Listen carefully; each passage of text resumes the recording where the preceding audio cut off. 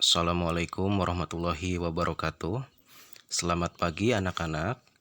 Bertemu lagi dengan Bapak Pak Asep Muhyiddin ya. Semoga kita selalu diberikan kesehatan dan tetap semangat dalam pembelajaran jarak jauh ini. Kemarin kita sudah membahas tentang teks eksposisi. Nah, hari ini kita sudah memasuki bab 4 dengan tema indahnya berpuisi.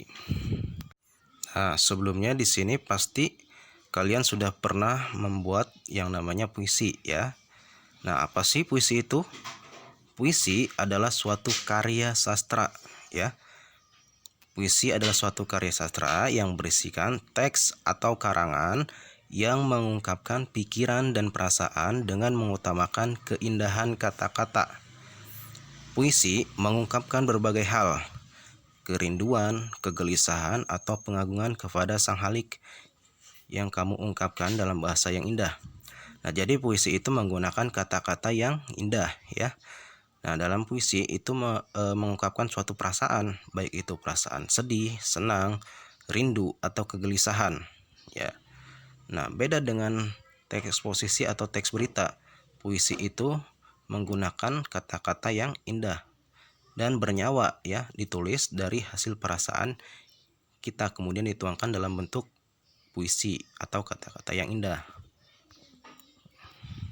Nah, selanjutnya unsur-unsur puisi ya. Unsur-unsur puisi yang akan kita bahas yaitu bagian A, majas dan irama. Majas atau figurative language. Bahasa kias dipergunakan untuk menciptakan kesan tertentu bagi penyimak atau pembacanya. Bahasa yang dipergunakan berupa perbandingan, pertentangan, perulangan, dan perumpamaan. Nah, majas itu berarti bahasa kiasan ya. Contoh dari kata majas, wajahnya bak rembulan di malam hari. Nah, itu kata-kata yang bersifat majas, yaitu perumpamaan. Ada lagi contoh katanya, perbandingan misalnya. Dia mempunyai tangan panjang sehingga dijauhi temannya, sementara adiknya tidak mempunyai tangan panjang. Nah, tangan panjang di sini itu kata majas yang artinya dia suka mencuri, tuh ya. Kemudian yang kedua ada irama. Dalam puisi mempunyai unsur irama. Irama itu alunan bunyi yang teratur dan berulang-ulang. Nah, irama berfungsi untuk memberi jiwa pada kata-kata dalam sebuah puisi, yang pada akhirnya dapat membangkitkan emosi tertentu seperti sedih, kecewa, marah, rindu, dan bahagia. Nah, dalam membaca puisi itu ada iramanya ya, jadi ada bunyinya. Ketika bunyinya senang, itu pasti iramanya senang.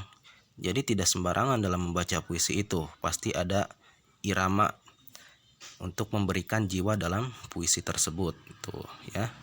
Nah, ini ada contoh puisi Hujan Bulan Juni karangan Safardi Djoko Darmono ya. Akan Bapak bacakan saja, tolong disimak ya dan didengarkan. Hujan bulan Juni. Tak ada yang lebih tabah dari hujan bulan Juni. Dirahasiakan rintik rindunya kepada pohon berbunga itu dari hujan bulan Juni. Dihapusnya jejak-jejak kakinya yang ragu-ragu di jalan itu. Tak ada yang lebih arif dari hujan bulan Juni. Dibiarkannya yang tak terucapkan diserap akar pohon bunga itu. Nah, dalam pembacaan puisi Hujan Bulan Juni, irama yang disampaikan yaitu irama tentang kesedihan atau kerinduan ya terhadap seseorang. Ya. Nah, di sini juga dijelaskan bahwa dia rindu terhadap seseorang atau orang yang disayanginya ya. Biasanya dalam bulan Juni itu ada periode musim hujan ya, sehingga dia menulis puisi tersebut ya dan disampaikan melalui hujan bulan Juni tentang suatu kerinduan ya. Nah, dalam puisi bulan Juni tersebut juga terdapat beberapa pengulangan kata. Nah, tak ada yang lebih tabah dari hujan bulan Juni. Kemudian tak ada yang lebih arif dari hujan bulan Juni. Itu juga pengulangan kata ya. Tak ada yang lebih tabah, tak ada yang lebih arif dari hujan bulan Juni. Banyak sekali dalam puisi tersebut beberapa kata-kata yang indah. Dirahasiakan rintik rindunya, itu juga kata-kata yang indah ya. Dibiarkannya yang tak terucapkan, diserap akan pohon berbunga, itu juga kata yang indah.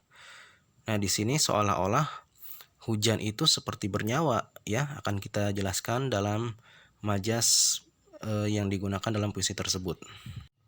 Nah, terdapat dua majas yang dominan dalam puisi itu. Yang pertama ada majas personifikasi. Majas yang membandingkan benda-benda tidak bernyawa seolah-olah memiliki sifat seperti manusia.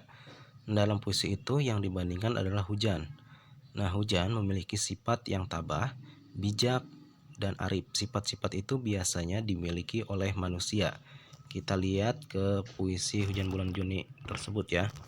Nah, kita bisa lihat tak ada yang lebih tabah dari hujan bulan Juni.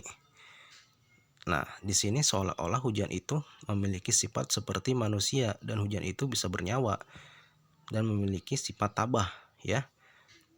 Itu disebut dengan majas personifikasi. Ada lagi, tak ada yang lebih arif dari hujan bulan Juni.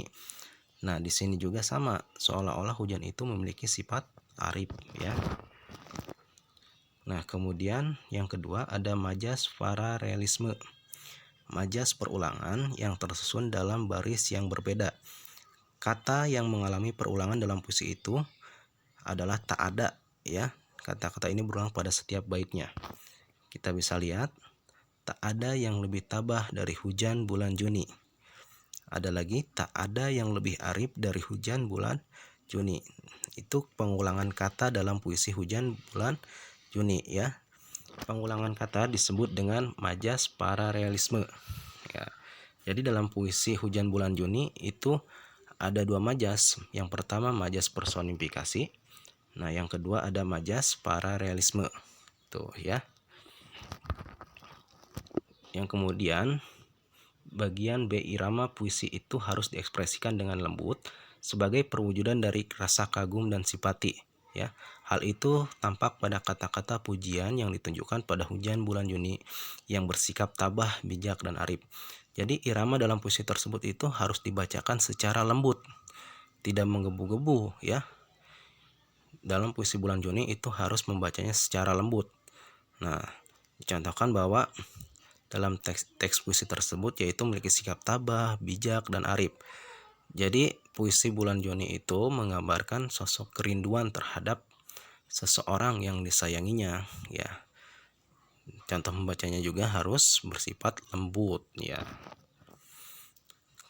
Kemudian ini ada tugas kegiatan 4.1. Kalian baca dulu ya puisi yang berjudul Hujan Bulan Juni. Dibaca kembali, kemudian ada 4 pertanyaan ya, dikerjakan ya. Kalau tidak paham boleh dibuka buku paketnya halaman 91 ya, tentang puisi, tentang indahnya berpuisi. Boleh dibaca-baca lagi puisi Hujan Bulan Juninya. Baik, terima kasih, sampai segitu penjelasan dari Papa. Bila tidak paham boleh komentar di kolom komentar YouTube atau di Classroom ya. Terima kasih. Wassalamualaikum warahmatullahi wabarakatuh.